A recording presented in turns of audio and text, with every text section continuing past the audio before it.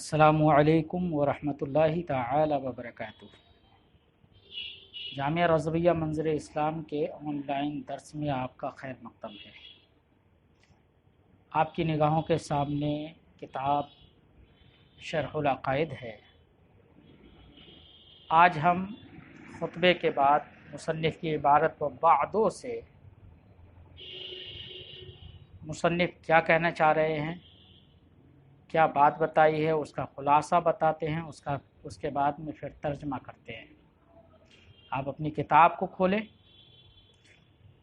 اگر آپ کے سامنے کتاب ہے تو کتاب آپ کے ہاتھوں میں ہے یا آپ کو دستیاب ہے تو وہ کتاب کھولیں، ورنہ جو ہم نے PDF بھیجی تھی اس سے آپ کتاب کو کھولیں۔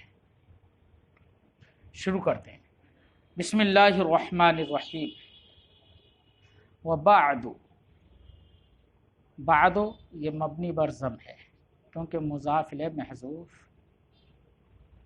منوی ہے۔ وبعد فإن مبنى علم الشرائع، فإن میں فا مصنف ہے، کیوں لے کر آئے؟ اس کی دو وجہ ہو سکتی ہیں۔ ایک تو یہ وجہ ہو سکتی ہے کہ یہ توہم ہوتا ہے کہ بعدوں سے پہلے لفظ اما ہے، تو اما کے توہم کی بنا پر یہاں پر فإن میں فا مصنف لے کر آ گئے، یا یہ کہ یہاں پر وبعدوں میں جو واو ہے وہ اما کے عوض میں ہے اور اما کو حذف کر دیا۔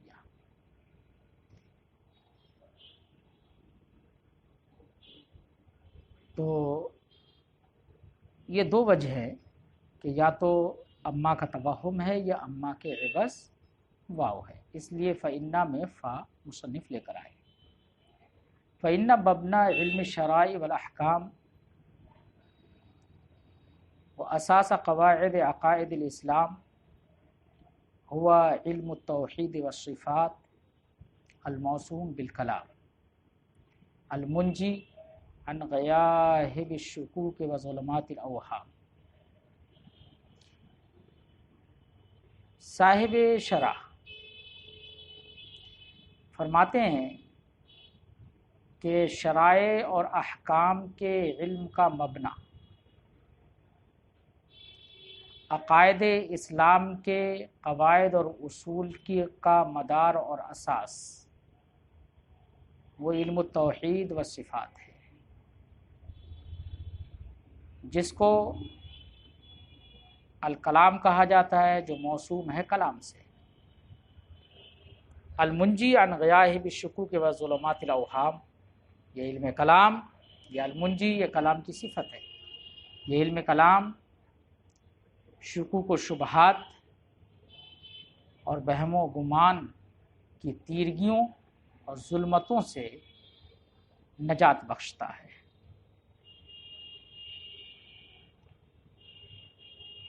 اس عبارت کا خلاصہ اتنا ہے کہ آپ جانتے ہیں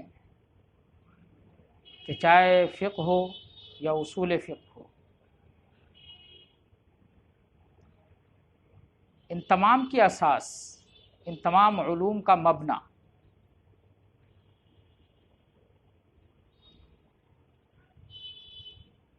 وہ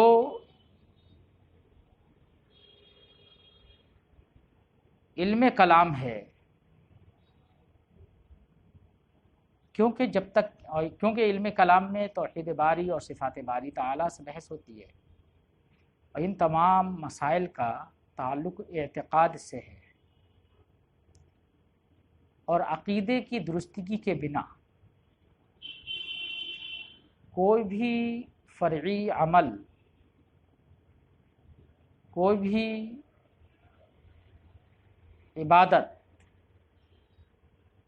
وہ درست نہیں ہو سکتی۔ کوئی بھی عمل اس وقت تک صحیح نہیں ہو سکتا جب تک کہ عقیدہ صحیح نہ ہو۔ عقیدہ اگر خراب ہو جائے تو سارے اعمال اکارت جاتے ہیں۔ اس لیے مصنف علیہ رحمت و رضوان نے فرمایا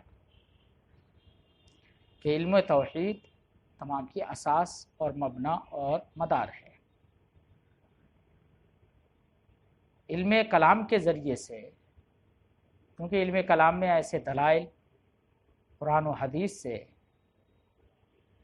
پیش کیے جاتے ہیں کہ جن دلائل کے پیش نظر انسان کا عقیدہ مضبوط ہوتا ہے، اور عقائد کے سلسلے میں جو شکوک و شبہات ہو سکتے ہیں،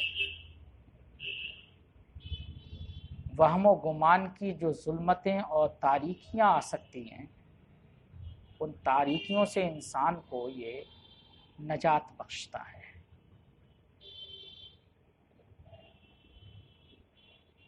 اتنی عبارت کا یہ خلاصہ ہے۔ اس سے صاحب شرح نے علم کلام کی اہمیت اور اس کی عظمت کی جانب اشارہ فرمایا۔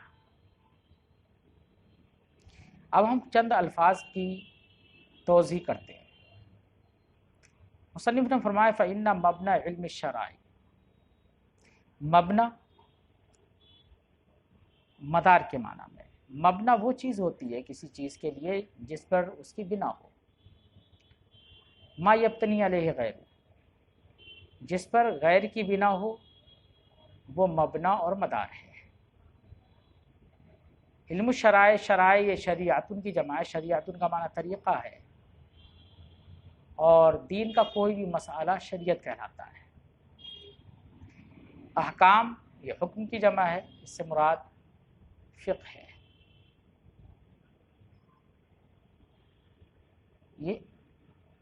یہ بھی کہا گیا ہے کہ شرائع سے مراد اصول فقہ ہے اور احکام سے مراد فقہ ہے۔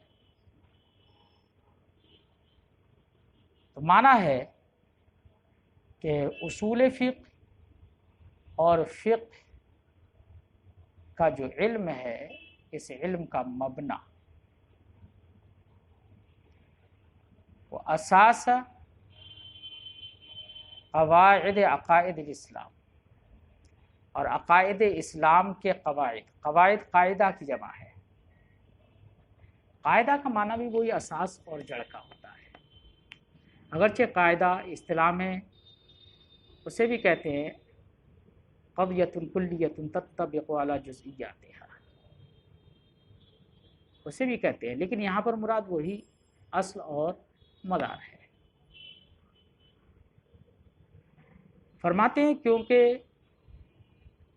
ہیں وہ بعد، اور حمد و صلات کے بعد شرائع اور احکام کے علم کا مبنا اور عقائد اسلام کے اصول اور ضابطوں کی اساس ہوا علم التوحید والصفات، وہ علم التوحید والصفات ہے۔ علم کلام کو علم التوحید والصفات بھی کہتے ہیں، کیونکہ اس میں اللہ رب العزت کی وحدانیت سے بحث ہوتی ہے، اس کی صفات سے بحث ہوتی ہے۔ اصطلاح میں مشہور اس کا ایک دوسرا نام ہے جس کو الکلام کہا جاتا ہے، الموسوم بالکلام، جو موسوم ہے کلام سے۔ المنجی عن غیاہب الشکوک و ظلمات الاوہام، یہ علم کلام انجا ینجی انجا سے نجات دینا، منجی اس میں فائل، یہ نجات بخشنے والا ہے۔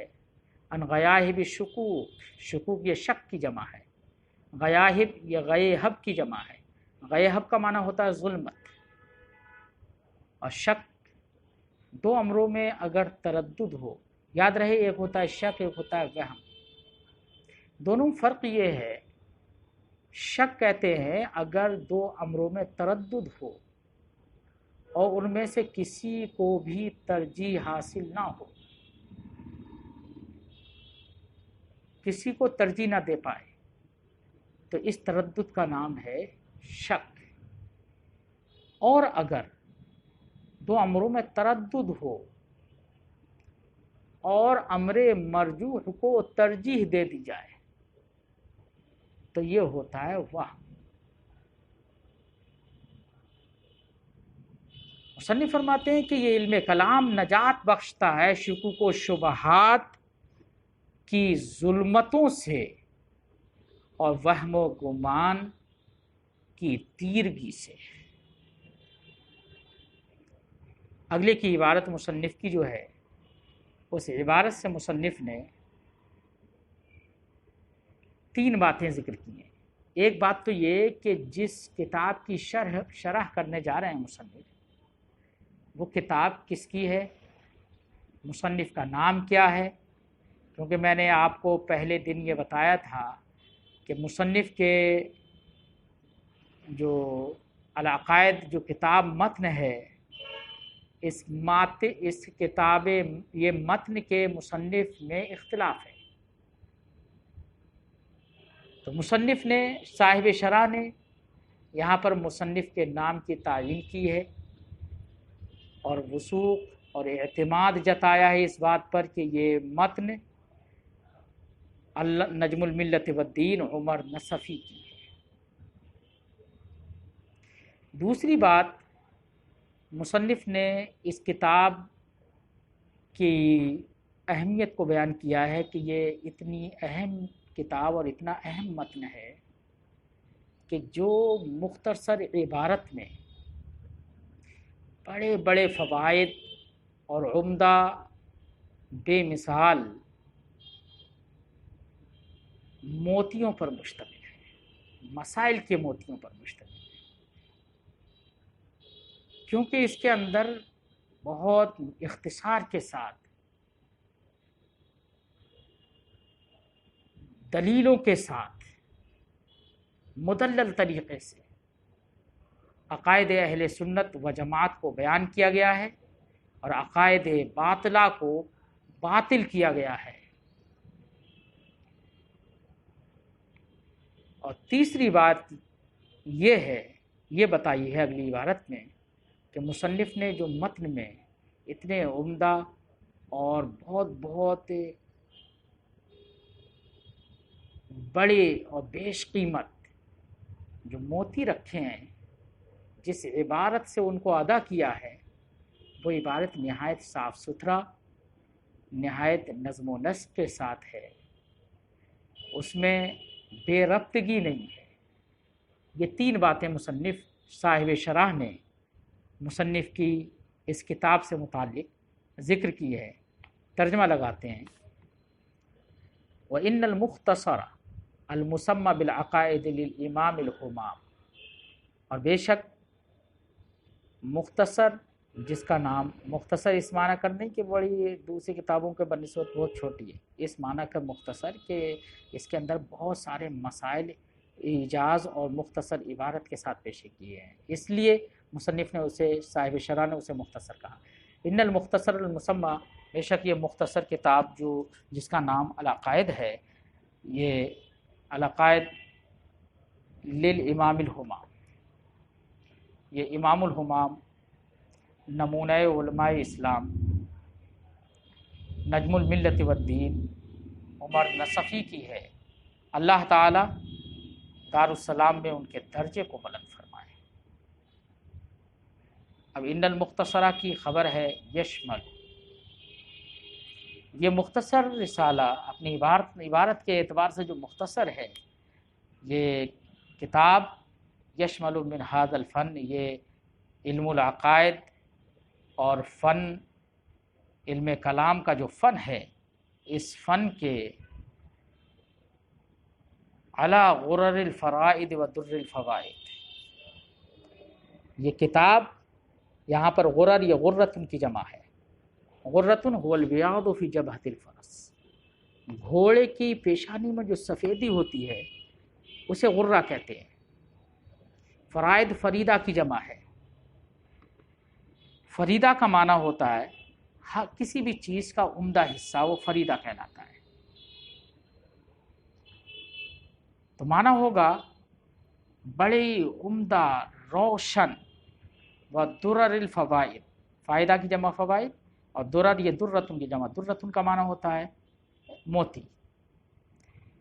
تو معنی ہوگا فی ضمن فصول، فصول فصلوں کے ضمن میں، ہی للدین قواعد و اصول، یہ کتاب، یہ مختصر اس فن کے روشن اور چمکتے ہوئے موتی اور عمدہ بیش قیمت فائدوں پر مشتمل ہے، جو فائدے مذکور ہیں فی ضمن فصول، فصول کے ضمن میں. کیسے فصول کے ضمن میں؟ ہی للدین قواعد و اصول، جو دین کے لیے قواعد اور اصول اور ضابطے ہیں. وہ فوائد ایسے ہیں جو دین کے لیے قواعد و اصول اور ضابطے ہیں.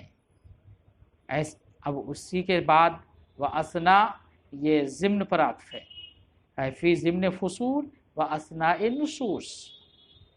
یہ کتاب جن غرر اور جن عمدہ فائدوں پر مشتمل ہے، وہ فائدے فصول کے ضمن میں ہیں اور ایسے نصوص اور ایسی عبارتوں کے درمیان ہیں.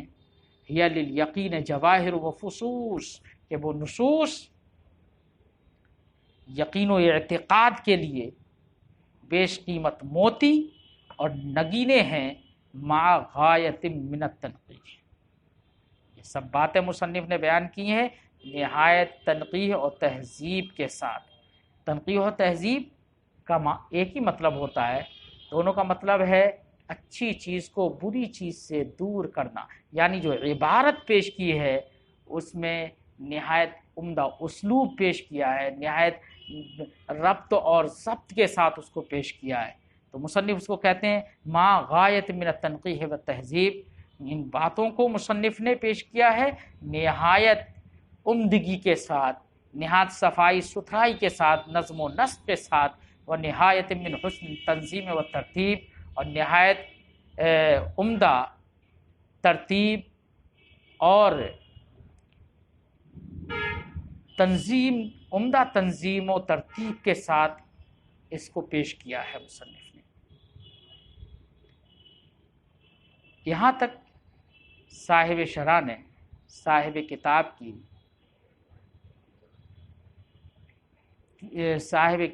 کی تعریف کی، اس کی عبارت کی تعریف کی، اس کی اہمیت اور عظمت کو بیان کیا، اور ساتھ ہی ساتھ یہ بھی بیان کیا کہ یہ متن کس کا ہے.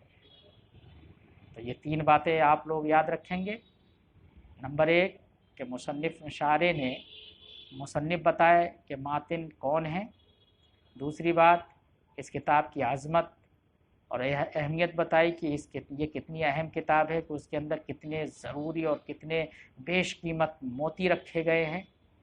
اور تیسری بات کہ ان ساری باتوں کو جو پیش کیا ہے انہوں نے نہایت حسن تنظیم اور نہایت ہی خوش اسلوبی کے ساتھ اور نہایت صفائی ستھرائی کے ساتھ اس میں عبارت رکھی ہے. یہ 3 باتیں صاحب شرح نے یہاں پر پیش کی ہیں. آپ لوگ توجہ سے پڑھیں گے. پھر ملیں گے انشاءاللہ. السلام علیکم ورحمۃ اللہ تعالی وبرکاتہ.